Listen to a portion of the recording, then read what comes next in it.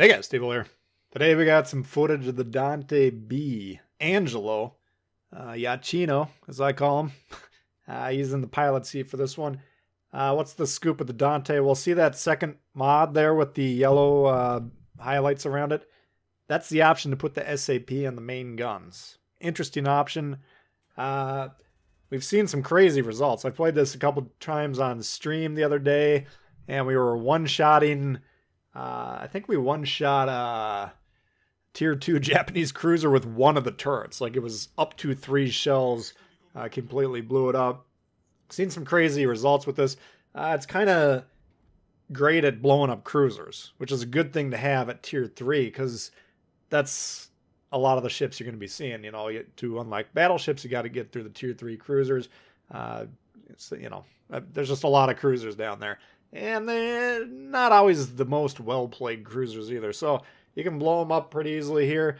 The Achino character, the commander, he really boosts the accuracy, or rather the grouping, which is a component of the accuracy, against cruisers. Gives you a nice little boost against destroyers and battleships, sure. But against cruisers, jack through the roof. Twice the bonus. All right, so this thing's a lot of fun to play. Is it overpowered? I don't know. I've only played it probably 5, 6, 7 times. Yeah, I've had some nasty games with it. Had some nasty shots. We'll see a few of those in this match as well. But coming off of the heels of the Agincourt, which is like a secondary beast at tier 3, this one's, it's different. Okay, now I will point out there's no carrier in this game. Or actually, there is a carrier, but he doesn't bomb me relentlessly. I played 2 matches tonight in this just to get some footage. Was planning on using the other one, but then I figured, what the hell, I want to play that ship one more time. That was fun. Then I chose this game. But the previous game tonight, I got like 18 planes shot down. It has good AA for the tiers, certainly, which is nice, because a lot of the battleships at Tier 3 don't have any AA at all. Like, if the carrier decides they want to focus you, there's nothing you can actually do about it. Look at those groupings there. Now, that's an instance where, all right, we got 3 hits there, so maybe a little bit unlucky with that. But potentially if we had AP there, that could have been a dev strike. So keep an eye on these shots. I think the majority of them this game will be SAP. I will be switching the shells periodically, and I probably won't always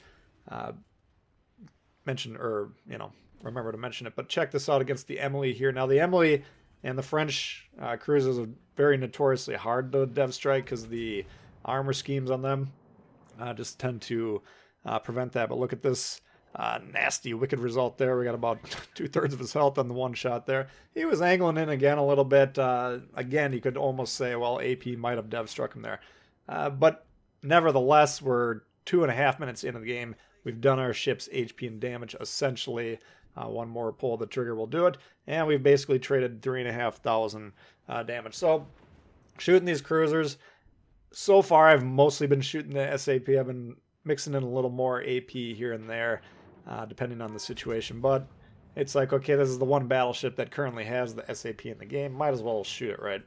And again, I was hoping that would be a kill shot, but whatever. I'm also kind of thinking, man, could we get a double strike here? You'd love to go for a double strike whenever possible. But I don't know if the SAP would have the knockout punch against the Omaha. Both of those cruisers are racing forward. Now, at this time, I'm thinking to myself, okay, the French cruiser, Emily, close enough for torpedoes, and then I kind of get distracted. I mean, I'm trying to engage this cruiser here without the Orion getting a shot into my side here, but I believe this is the part where we'd take at least, well, the torpedoes look like they're about to blow us up here. Coming up, we do have the double fire there, damage con in between here. Omaha, we launch right at the 45-degree mark during his turn. There's the shot. I'm like, man, is this gonna be 1, 2, 3? Is this game over? Luckily, they ran out of steam there.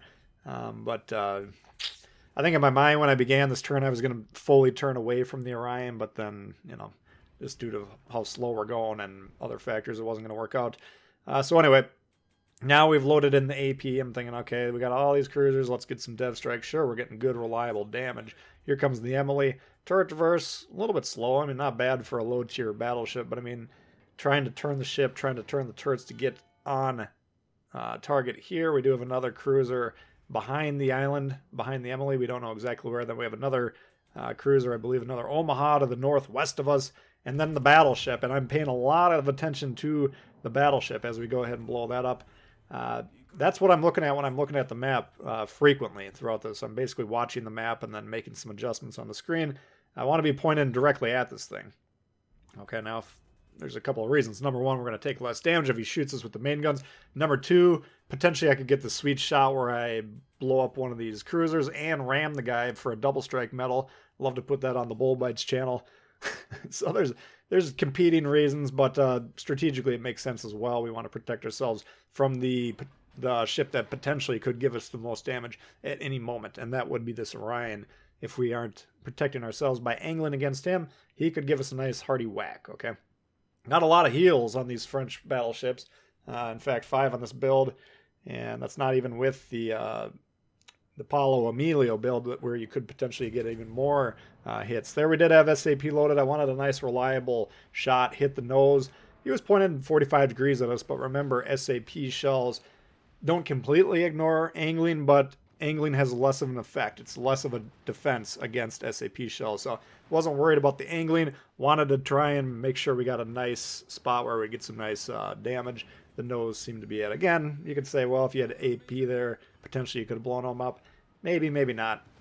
But, you know, good, reliable damage here. He's turning away here. I'm thinking, okay, that's fine, just as long as we're hitting relatively unarmored spots. Hit him in the side there.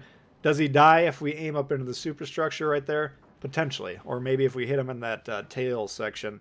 I don't know.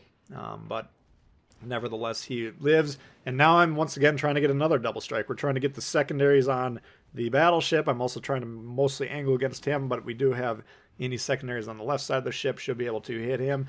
And hey, Omaha, I'd love to blow him up here. Let's see if we can get this to work. All right, so low tier games, we might as well be looking for double strikes basically throughout. That's half the fun of playing the low tiers. Just going for style points.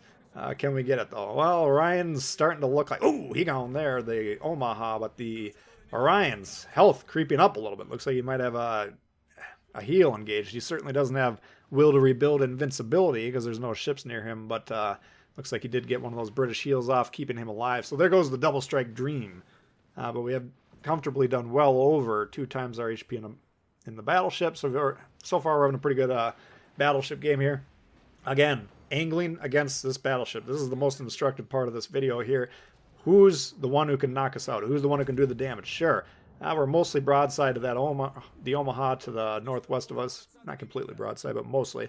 Of course, he's electing to shoot HE, which is fine. But we're going to have to just say, okay, well, I can't turn all the way to shoot him, right? I can either let the guns all spin all the way around. That's going to take a minute and a half. We'll miss some shots. Or I got to turn the ship. Well, imagine if that Orion's still alive and I'm turning right now. He hits me in the side, dead. All right, so I can't target the Omaha in that situation anyways. And, by the way, he doesn't have that knockout punching power close range. So the Orion was always the biggest threat during that sequence. We always had to angle against him first and foremost, and then take whatever else as it comes, right? Omaha there. Oh, come on. Where's the AP? That would be a potential death strike again. But, again, these are nice, juicy shots, right? I'm not complaining about these. I just like a few more dev strikes in my diet. And now this is a sequence here where, I don't know if the aim's off. Well, I don't hit him for like 3-4 shots here. So you tell me, do I not know how to aim? Is there some sort of, how the Russians, or actually I'm thinking Champagne. Champagne actually gets more accurate the further away it is from targets, if I remember. I'm starting to wonder, man, what's going on with this dispersion here? I can't hit anything. Well, come on. He's doing a good job dodging, I guess. We'll give it to him. He's keeping himself alive. At this point, I'm like, come on, go down. I want that Kraken, man. We got the carrier to the north of us, just about a grid's worth of distance to the north. If I can quickly finish this Omaha, well, we could get the Kraken, maybe. Plane sailing over to the Omaha. All right, that's fine. But did you notice how early those torpedoes were spotted? And that's a beautiful thing. Keep in mind, if you got spotter planes, fighter planes on your ship, or friendly carriers flying around, those planes will spot those torpedoes. So, until the carriers launched, actually, the only role of the fighter plane was to kind of deploy as an anti-torpedo measure. Early warning system, rather. Oh, God, he's low health there. How are we going to get a Kraken? Well, they can't hit him, but God, no chance in the consommelates. There he goes. His reign of terror over. Of course, we applaud that. But Kraken off the board. Fair enough. We didn't hit our shots anyways. Don't deserve it. So now at this point, we're going to the last known heading and attempt to kill him. He's going to wind up turning around. We'll kill him coming out the other way. So Dante, is it worth grinding? I mean, you guys can get this for free, I believe. I don't know. I know for a fact you can get it for free, right? I think you'd have to pay 5 million silver now that I'm thinking about it. Is it worth that? Well, you got to ask yourself some questions. Do I have a tier 3 premium? If not, then absolutely.